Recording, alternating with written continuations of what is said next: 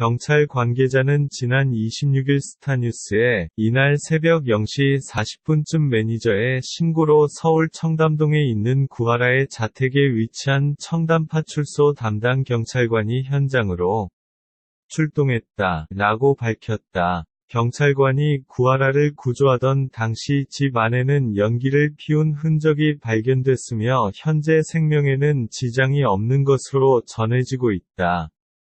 구하라는 인근 병원으로 이송돼 치료를 받고 있으며 경찰은 구하라가 극단적인 선택을 하려 한 것으로 보고 자세한 경위를 조사 중이다. 해당 소식이 전해지자 트위터와 인스타그램 등 SNS에서는 구하라를 향한 응원의 메시지가 쏟아지고 있다. 네티즌들은 자신의 SNS에 샵WEAREWITHYOUHARA, 샵WELOVEYOUHARA 등 구하라를 응원한다는 뜻의 해시태그를 달아 피해자는 일상으로, 가해자는 감옥으로, 2차 가해 중단하라, 항상 당신을 응원합니다. 같이 힘내요. 이 글을 보지 못하더라도 당신의 삶을 응원하는 사람들이 있다는 것만 전해지길 등의 응원의 메시지를 게재했다. 시민단체 디지털 성범죄아웃 DSO 또한 해시태그를 달고 구하라 씨를 지지한다.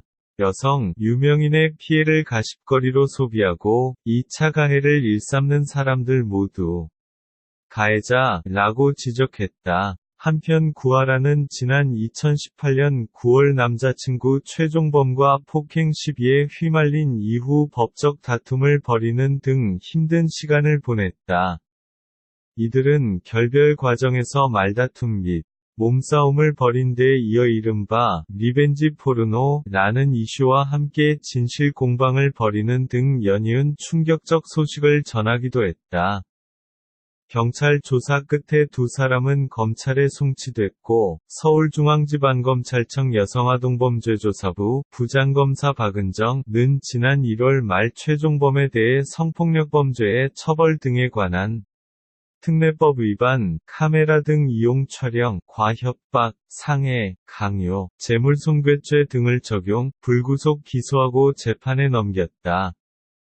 다만 구하라에게는 기소유예 처분을 내리면서 사건은 일단락됐다. 사건이 일단락된 가운데 구하라는 자신의 SNS를 통해 근황을 전하고 팬 미팅을 통해 직접 팬들도 만나는 등 밝은 모습으로 응원을 받았다. 하지만 지난 25일 자신의 인스타그램에 안녕이라는 극단적 선택을 암시하는 게시글을 올렸다가 삭제하는 모습을 보이며 팬들을 놀라게 했다. 이후 구하라는 인스타그램 스토리를 통해 당신이 사랑하는 삶을 살아라, 당신이 사는 삶을 사랑하라 라는 글이 담긴 글을 추가로 게재했다. 이 글 직후 구하라가 극단적 선택을 한 사실이 알려지면서 다시금 팬들은 놀라움을 금치 못했다.